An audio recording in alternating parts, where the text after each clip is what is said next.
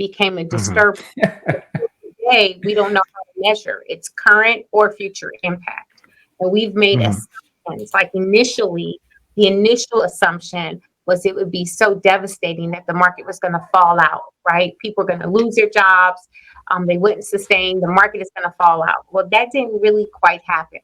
Then you have these other drivers like interest rate, and whether that's mortgage interest rate, bond interest rates, you really have to understand and take a deep dive into what that really means, and how it impacts the affordability and the sustainability of our industry. So my answer changes often, right?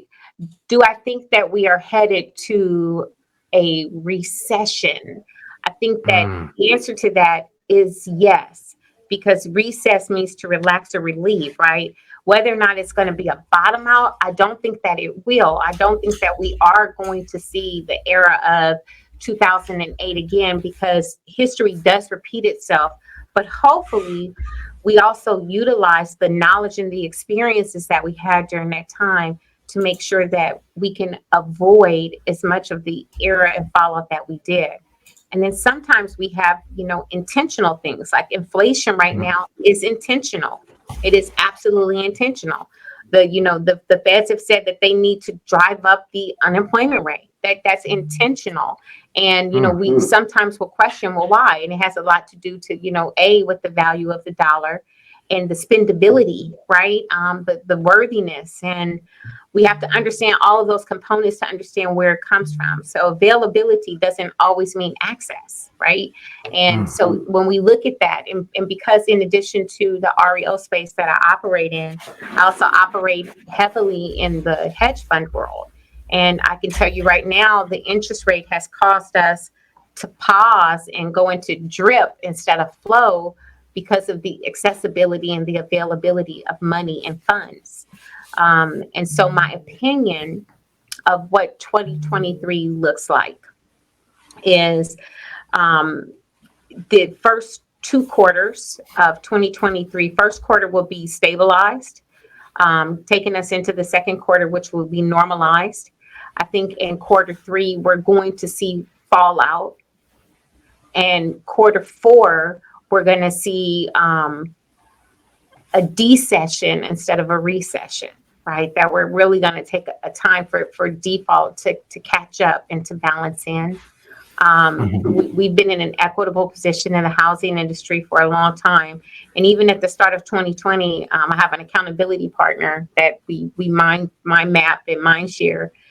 And I recall we did a couple of client visits, and our first couple of visits, we were going and we were doing training sessions about how 2020 was going to be the year for right sizing. It was going to be the year for balance.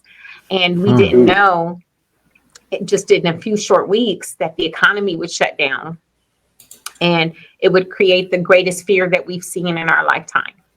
And what we thought was going to happen was things were going to just bottom out right away. And instead, the opposite happened. Yeah. Yeah. No, No. there was a lot to take in right there, from forecast first quarter, second quarter, and what we're seeing. It's almost kind of like this past 2 years, just as you mentioned, like 2020, you were preparing for that shift, going downwards, not the other way around. And it's almost like we can almost throw away this past 2 years because that was abnormal, right? Seeing this Absolutely. spike and ridiculous amount of home prices going up. And as far as you guys, you may not know, but Rochelle covers all of Texas, right? It's Houston, Dallas, San Antonio, all these amazing big markets. And you saw the change, right? Where, so where are they 2020, 22, and then now? Where's that market heading for you? So I think, again, here in Texas, historically, we've been referred to as a flat market. So even when 2008 happened, when many of the cities and the states were experiencing massive, massive growth and then massive fallout to the tune of 20, 30, 40%, we never experienced that. Our peak was at Mm, 18%, right? But this mm, last run, in the last 2 years, no, that we were not exempt from excessive inflation and excessive false inflation in regards to our housing market. We were no stranger to that a lot because we had remote access. People that live in Arizona, California, they could now not just move, but they could move and keep their jobs, right? Before they were moving, they were riding the equity bubble. I'm going to sell my house that I paid $300,000 for $1 million. I'm going to come to Texas and buy a house cash, and then I'll figure everything else out. Well, now they were able to take that job because of mobile access, and they were able to do those things. So we saw a lot of transients and a lot of relocation going on here in the state, and it drove our numbers up. In addition to that, all of the major players, all of the major equity groups were looking at Texas, and they always have, right? And so we saw a lot of participation in that. I think we'll continue to see that. What I'm seeing right now is a lot of growth in the multifamily space and in the commercial space. So for me, I'm going to be shifting some of my attention and direction in that space to make sure I capture and ride that wave. Yeah, that I love that. I love that you mentioned multifamily commercial on the last part. But before I ask you questions about that particular piece, is that you mentioned you work with a lot of hedge fund companies, your institutional buyers, those are your iBuyer programs. We saw, big corporations, including Zillow, Redfin, they all had an iBuyer program. Mhm. And for most part, they stopped buying at this Mhm. moment, right? Mhm. Are you seeing the same for your hedge fund companies? Are they still buying homes? Are they just taking a pause? What's happening? So we still have the same amount of interest that has always been there. The reason why our pace has slowed down is solely because of the interest rates. And most people don't realize, they see cash offers from these guys and they're like, oh great, it's cash, it's a cash offer, and they're being outbidded or overrun by cash offers. That is true, but on the back end it's really not cash, because what they do is they re-securitize, right? They take all the properties that they've bought in this one amount of time, and they put it into a loan product, and they re-securitize it for a period of time, and they take out debt against it. And that was intended to be that way the entire time. So right now, the cost of paper, the cost of money is higher. So that means that the returns are lower. So we're seeing the pace slow down. The minute that changes, i.e. the interest rates soften, you will see the intensity increase as well. That's why if you're on Facebook, TikTok, or any, Instagram, what you're seeing right now is you're seeing a lot of promoting of equity opportunities, but in multifamily, because that's where the equity opportunity is right now. And it also solves the problem of housing. And if we do hit a snag or an absolute fallout in the residential single family space, where do those people move to? They move into apartments, right? And if someone, the new millennials, and if they don't have the confidence to buy, where do they go? They like luxury apartments. So they're making sure that all of those markets are cornered and the offering is there. But most importantly is that the revenues are there, that the returns are there. And a lot of people are, they sit at home and say, they're just greedy. Well, you're part of the there. You're part of they. If you have a check stub and it says 401k, boom, there it is. I mean, those are a lot of the people that we're investing on behalf of. Yeah. So you mentioned multifamily, you mentioned commercial opportunities here. And do I need millions of dollars to start investing into multifamily? Or is there something else? How do they raise money? How do we No, get into it, Rochelle? that's a great question. There's so many different opportunities, right? And depending on what your stretch is. And when I say stretch, I mean your reach. What can I touch right here, right? If I have $0, and you can keep chasing the TikTokers who was like, I bought this for $0. And it's not that that's not true, but what they're not telling you is it's not probable, right? It is the 1,000th time that they tried. And what they're referring to in that respect typically is a wholesale deal, right? They're making an assignment fee or a finder's fee. What I would suggest, and it depends on what bucket you're in. Are you a real estate practitioner and you're looking to, get your own investment portfolio? I try to keep clean lines in my business. So when I'm working for a client, I make sure none of my personal investment is in the same areas of interest and or geography for the clients that I serve. And that becomes a challenge sometimes because it means that I often cut myself out of the deal. I'm not greedy that way, and nor am I overly wise that way to make sure that I have access to that, right? But whatever I'm doing successfully in my marketplace, I should be able to repeat and replicate that in another marketplace for my own personal interest. So those are things that if you're a real estate practitioner, make sure that you either if you're onboarding a client and you're working with an investor, that they understand you're an investor yourself, because it might be a deal that you're looking at for them and it's a better deal for you. There's nothing wrong with that, but then there's Mm. everything wrong with that, and you have to decide whether your income or your integrity are exposed, and make sure that you make that call. No one has a price tag on it.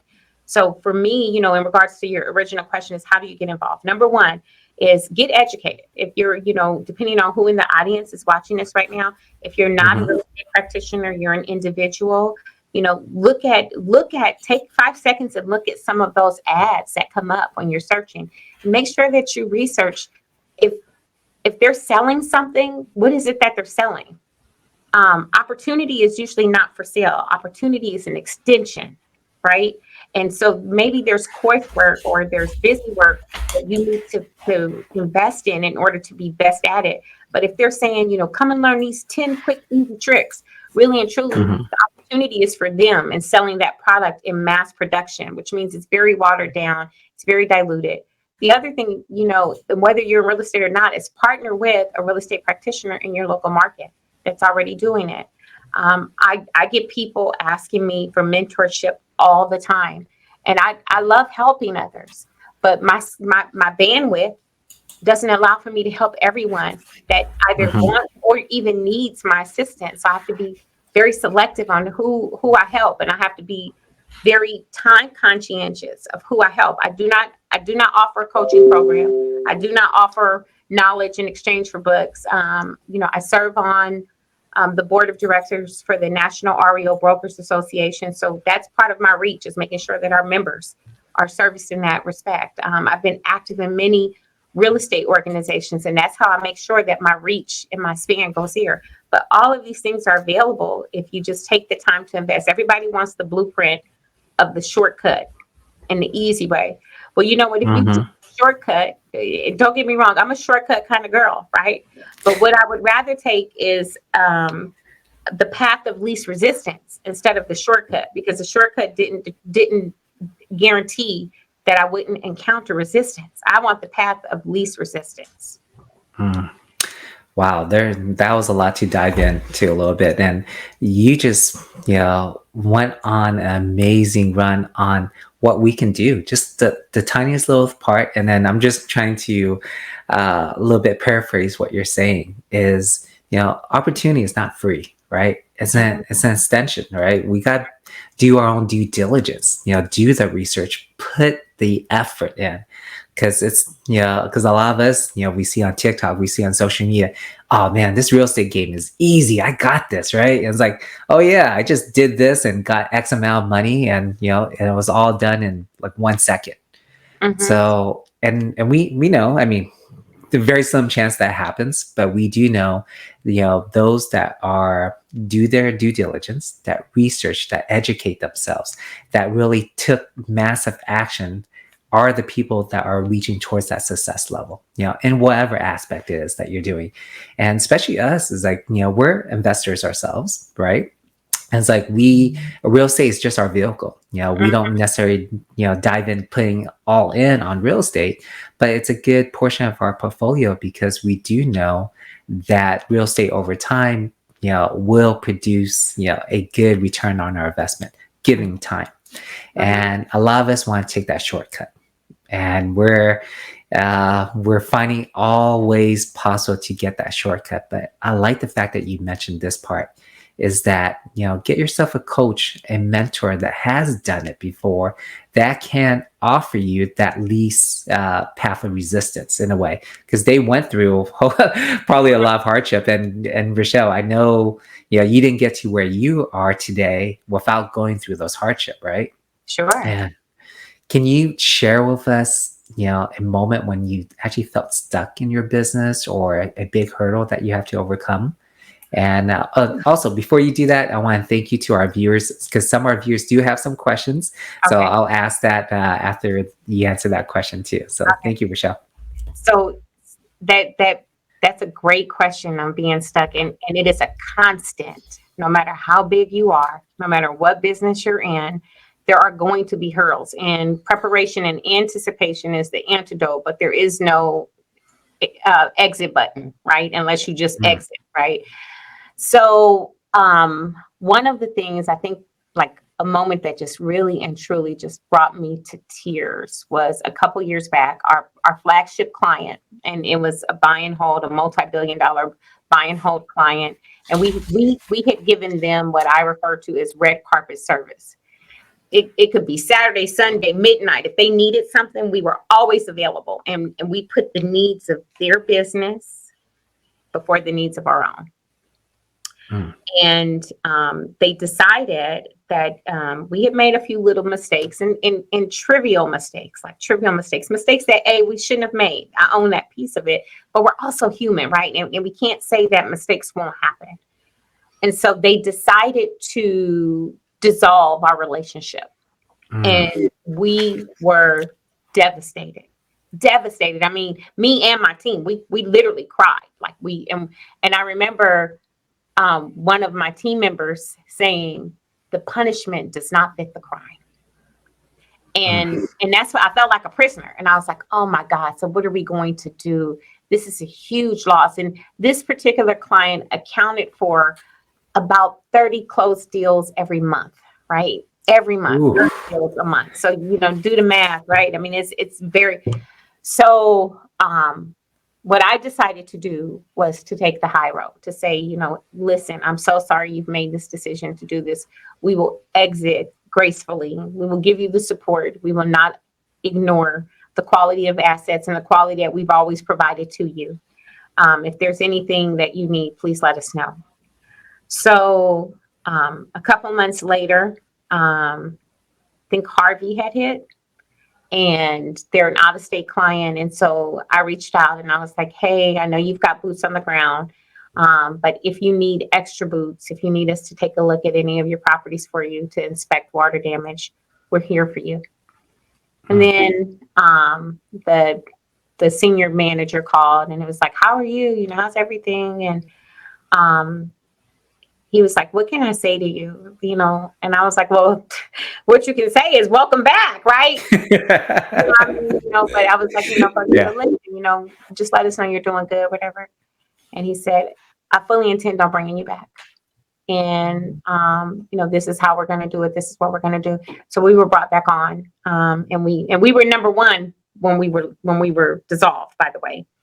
And there's a lot of hidden dimensions to that, and as to why someone else had a hidden agenda internally. But the one thing, and I say in real estate, but I think this holds true in any industry, and whether you're the business owner or if you're an entrepreneur working for the good of someone else's company, the word disposable is real. You are, there are CEOs and in privately held and publicly held companies that have been overturned, right? So the word disposable is real. And so, make sure that what you do every day is for the long run. And maybe your exit strategy is that too. That's your long run, though, is to be exited out. But the word disposable is real. No matter how good you are, the word disposable is real. Mm. That was deep, Rochelle. And then going through, I'm trying to figure out the numbers. 30 transactions a month. That's 360 a year. Ooh, but you One client. handle it. Oh, Yeah, yeah. And then Lisa said the worst can happen to the best of us. And absolutely. Rochelle, you maneuver through that with so much grace. And that's true. Absolutely. You handled it perfectly. And it also got me thinking this too, is that you want to give what you want to receive, right? And it's like, that was, you were giving love. You're just caring. You're reaching out, through adversity. It's like, Harvey happened. And, it wasn't about you. It was about them, that you're just checking in to make sure that anything you could do to help, right? Mhm. And then Absolutely. things will come back to you tenfolds, right?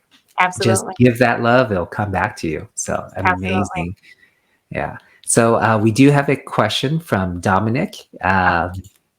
Okay. He asks, so what low risk investments would you suggest with about 15, 20K to spend with an ROI, return on investment, of 6 to 7%? So that's a great question. It depends if he wants long-term or short-term returns, right? Right Mhm. now, you're going to see a lot of what's referred to as fractional opportunities, and they're going to get even more popular over the time. So you can either take that one $15,000-$20,000 ROI, 6-7%. You can invest into a self-guided opportunity, invest in one asset on your own, or you can take it and you can break it down and do multiple assets in a group and or a fractional environment. And if you Google the term fractional investing, you're going to see a bunch of different companies come up, and you're going to see opportunities come up. And actually, I'm doing some consulting right now for a real estate marketplace that's going to be offering fractional opportunities. We're in beta right now, but there's a lot, and it depends on whether you want short-term or long-term returns with that. And if you're looking for a quick out, and when I say quick out, I mean less than 2 years, then you're going to look at something in that place like a either something that you're hedging yourself, maybe you're lending it to someone to get it off, like partnering with, I hate to use the word flip, but a quick term, or my preferred strategy is the long term. I've been in the buy and hold space for over 10 years now. If I knew then what I know now, I would definitely own 1,000 doors myself, and I don't. But if I knew then what I know now, right? And just keep in mind, I don't know what part of the country that you're dialing in from, Dominic, but I know C is in California. I'm a native Californian myself. And so when we look at long-term holds, California is a little bit of a tight hold with that. You guys have a lot of legislative and local aspects that are favorably unfavorable, right? The Republic and the whole continent of California on its own is one that's different. But look at taking risk and going into other areas. Ohio is a great market. Michigan is a great market. Just partner with the right people that can get you those yields. The word invest means to deposit into, right, and to get out of. There's nothing emotional about investing, and that's the biggest mistake. And once you get past your first investment, you should be proud of, and you are emotionally attached to, even if you don't want to be, and you're really proud of that. You've got pictures on your wall. Look at what the dirt look like. Your investments after that should be about the busy work and the body that someone else is creating, and you're there for the returns and understanding what those numbers are. I'm not saying take your hands completely off of it, but just make sure that your hands are on it enough to know what the returns look like, what the actuals look like, and that your money is flowing and cash flowing the way that you intended to produce. No, that's some good stuff. And a lot of times, for us inexperienced investors, we're thinking passive income is something that we can just put money in and then close our eyes, and maybe years down the road that maybe we'll have a profit, maybe not, And a lot of times just, almost like, set and forget it, right? Is one of those things like, is that even possible? But right. And then you mentioned a couple of key things here. I am out in California, and we know our market is extremely tough to get into just because of the overall price. It's just everything is very expensive in our area. And we see returns of, 3 to 4%. And that's kind of the norm. So searching for that 6, 7, 8% is out there. And Rochelle just mentioned the fact is like, is, right? And it could be out in Ohio. Ohio is a huge, area that people are investing into because, starting price is much lower than it is in California, probably like a third to 2/3 of the price or something like that. And you can get more. You can get more units. And I want to ask you actually one question too is now knowing what you know, right? If you have all this insight now, and although this is not 2008, 2009 again or anything like that, but what steps can we take to, better ourselves in that position? Like I want to be closer to owning that, 1,000 units, like you mentioned, but we have to get started somewhere. So where do we start? The first place you start is by writing it down, right? Write it down to make it real. Mm. And even if it's audacious, it's a big audacious goal. Write it down because, see, as you said, we eat an elephant, right? One bite at a time, and then identify what your capabilities are and your needs, right? And in this sense, you're saying, I want to own 1,000 homes. Okay, great. That's your big goal. I want to own of that 1,000. I'm going to start with 10% this year. That means I'm going to conquer 100 homes this year. And what does that look like when I break that down into a monthly goal? That's less than 10 a month. I break that down into a weekly goal, right? Now I'm looking at 1 to 2 properties, or 2 rather, a week. So when we break it Mhm. down into bite size that we can digest, then that's going to help us achieve it. Is write it down and realize that when I write it down, I'm making it real. And maybe I don't have the money to own 1,000 homes. So now what I'm going to do is I'm going to partner with C and say, hey, C, I see that you're investing as well. I've got this great opportunity if we both go in. I may not have full ownership, but that counts. That counts toward my Mhm. goal. When I say I wanted to own 1,000 homes, maybe I don't own all 1,000 by myself, but that goal becomes attainable. And then maybe the next bucket is to have more ownership, and then the next bucket is to have more ownership. And I think that when we chase dollars, that we're running in place, right? If you're just doing it, money will come, and money comes and money goes. But wealth Mm. is something that's sustainable, and there is not a metric that says I'm positive or negative, right? Wealth is actually being in that mindset of receiving and growing and constantly reinventing what you already have. And when you're in that space, the money follows. So you can either chase money or let money chase you. It just is Mm. position. Who's first? Wow, that's so many nuggets there, guys. And Rochelle actually kind of took us through a SMART goal, right? You're breaking down, it was very specific, it was measurable, is it attainable, right? And, the one part that I kind of wanted to touch on is it relevant to you, right? Maybe 1,000 units is not, relevant to you, but potentially getting into even your very first one this year, that's relevant to you. And what's your overall why on things, right? Because a lot of times we have goals like, hey, it's the new year, there's a resolution. I can maybe afford to lose maybe 5 or 10 pounds, maybe a little bit more, right?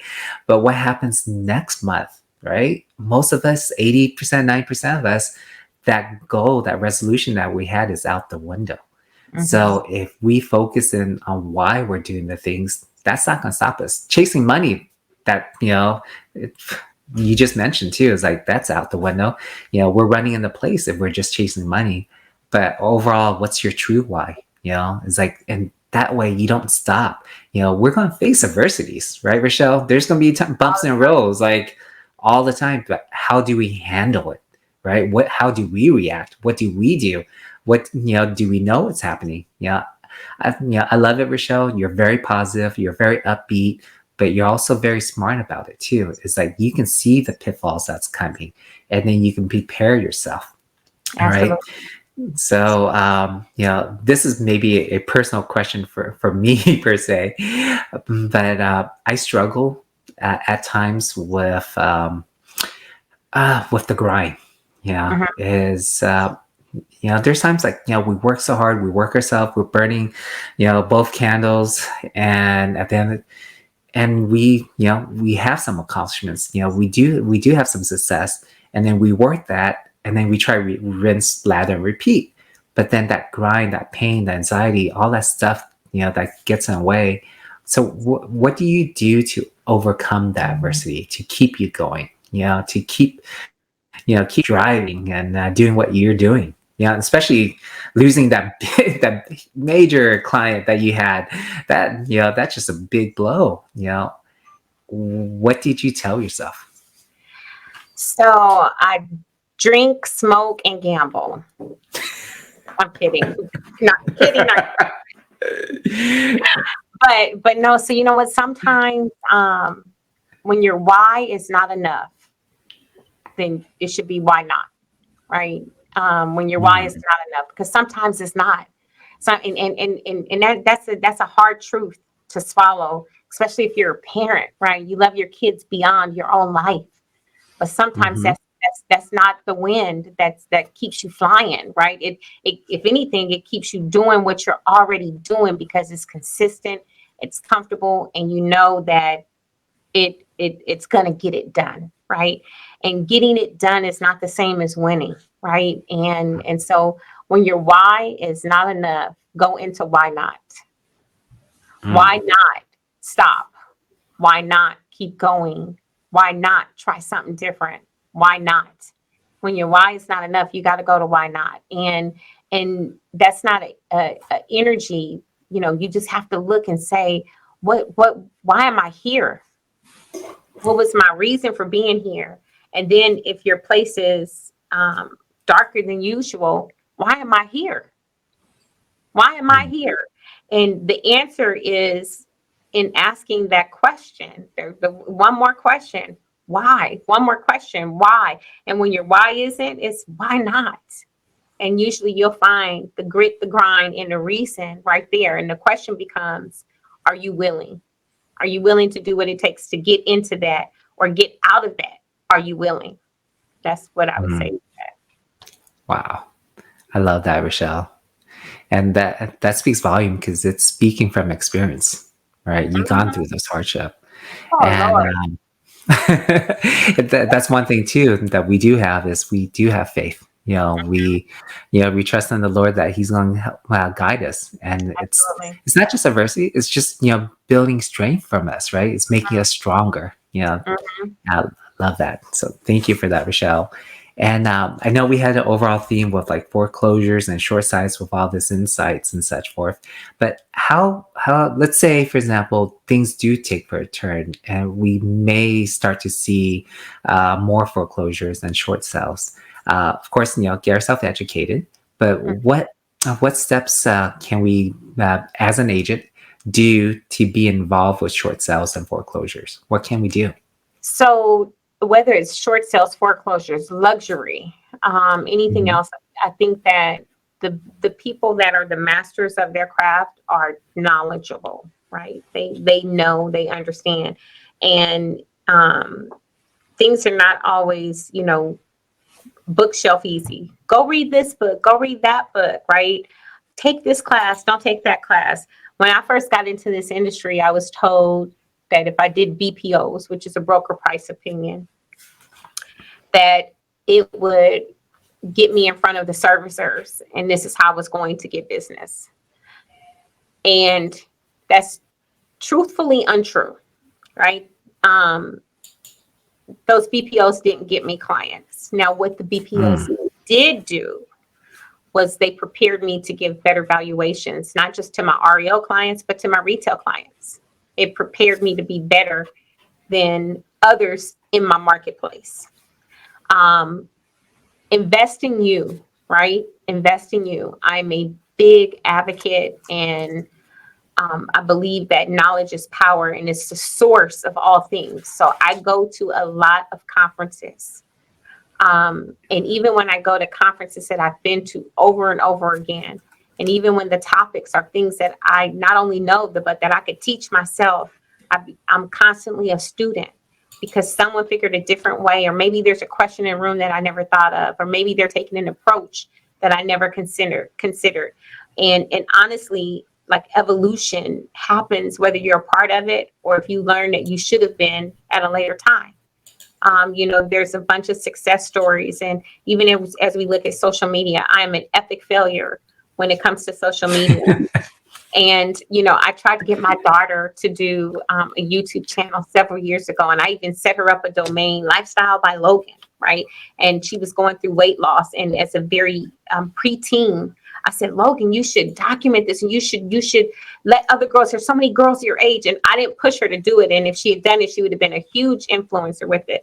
But I recently heard someone said that even when you're behind, you can always catch up. And so that's why, I shared earlier, I'm gonna do it, even though it's not at all that I don't see the value in doing it. What I haven't done is put it as high of a priority on my schedule to where it gets focus, time, and dedication to saying, I'm doing it. Go from I'm going to do it to doing it.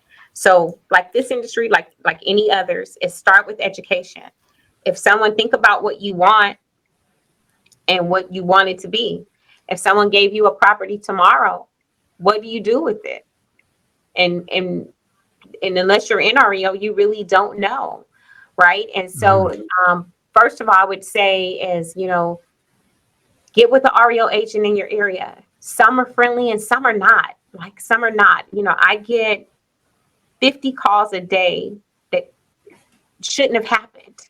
Honestly, just shouldn't have happened. I go through extra steps to make sure in MLS that I give you all the details. But agents, they want that shortcut, right? They don't want it. They don't want the path of least resistance. They want the shortcut, so they don't read it, and they think it's easier to call me. And I'm working on being nicer when they call, and I'm working on, appreciating that they have a client or interest in selling my property. I'm working on that. But when I get the fifth call that still the same answers are there, sometimes I'm human, and I'm like, "What did you read, MLS?" So take the steps necessary, and I would say partner with a local REO broker. Google University, Google everything. GTS, Google that shit, right? I mean, get into it. Get into it, like and just think if you want the shortcut, then you're going to end up with the short stick. So, take the steps necessary. And that step necessary might be talking to C, saying, have you ever done it? Talking to Rochelle, talking to others. Hey, I see this, that you have this. Go to the property, see what it is. Reach out to the agent and ask if let them know that you want to be a mentee. And in all honesty, we don't love that. We don't love that word because it means it's going to take more out of me. If someone says, can I shadow you? Being my shadow is a lot easier than being my mentee. If someone came to me and said, can I do your field visits? Can I do your inspections for a week just so I can learn how to do them? Hell yeah. I'm never going to say no to that, right? So know what your offer is because you're asking for something. And remember, opportunity is not free. Yep. Oh, I love that. I took so many nuggets away from that. And the biggest part that I heard you said was essentially, you got to invest in yourself. You're the most valuable commodity. It's you, right? And if you don't continue to educate yourself, learn and gain that knowledge, and then take massive action, you're not going to go anywhere, right? And it's like invest in yourself. So I love that. And having that shadow, and it's like we're getting these phone calls, that we gone through REOs, and potentially, I don't know if you want to do REOs if you know what we do sometimes, right? There's a lot of steps that the bank asks us to do. And we've gone through our horror stories. We had properties that were on for years on years, constant break-ins, police reports, all sorts of stuff. Those that do REOs, they know they've been there, done that. And potentially it might not be the step for you, right? So really research and see, is that what you truly want?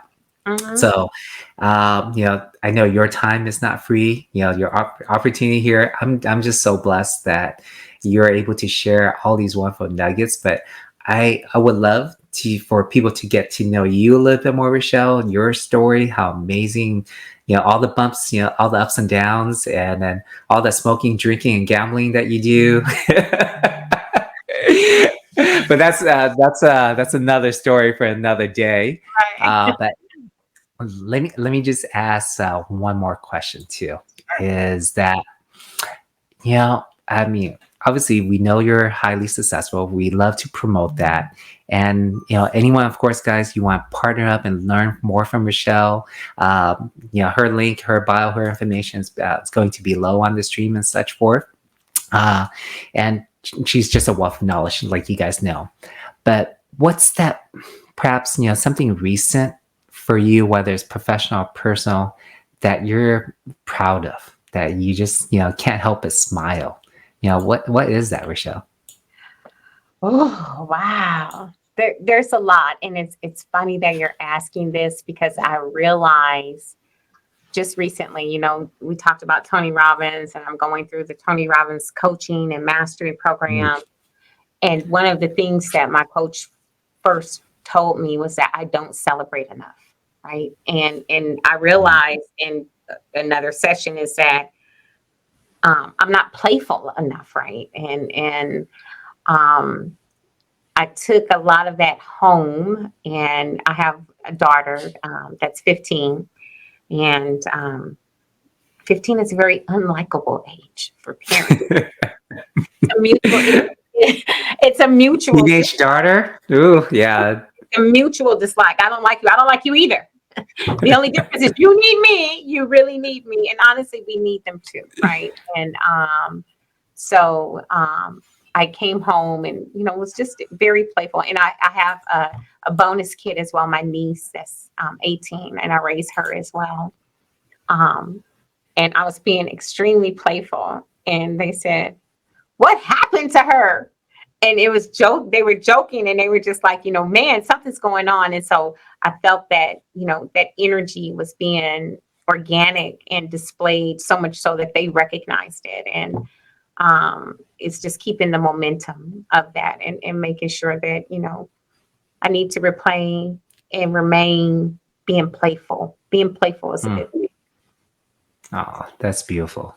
I love that message. Just that just warms my heart, and that's something that I kind of gone through that struggle too. Is like that grind, right? Is like what's next, what's next, what's next, and you're constantly just going through that, and we never stop, just to reflect a little bit, just to enjoy that moment, celebrate, because why? What are you doing? Why are you doing all this for? It's like we can't take this money to our grave, right? Right. So yeah, enjoy that moment, guys. Family, faith, love, putting that message out there. And I see that across the board with everything that you do, Rochelle. It's just you put so much love in everything that you do. And Huh. and yeah, and you pour so much love into our viewers, and especially me. My face is probably red at that moment right now because I'm feeling all this warmth that's happening. Yeah, I'm drunk on life because of you. Drunk So on life. yeah, yeah, just Love it. Love yeah, it. appreciate it, Rochelle. And Okay. and oh, I think I could talk to you forever. I know you're busy and everything, and I think our viewers will all agree. We're just so very blessed to have you here, and just for you to share and impart so much wisdom and guidance. And we're you know guys, real estate's not easy, right? But it doesn't have to be hard. Right. Get yourself the right partner. Partner up with Rochelle. Her business company is amazing out there in Texas. Obviously, you guys know she's a wealth of knowledge. And shadow her, take her on that opportunity. It's like reach out to her and everything. And actually, Dominic just says like, yep, he absolutely agreed. Just you're absolutely blessed. Thank you for sharing. This is what you do. You change people's lives. You affect them with all your messages. Thank you. So, guys, this is just another episode of Seen and Win Live. We're looking forward to sharing just amazing people that are doing amazing things, but we could also be a part of this journey of life. So partner up with us, find out more information, find that mentor or coach that resonates with you. So thank you all, and I appreciate it. Have a blessed day, guys. Thank you.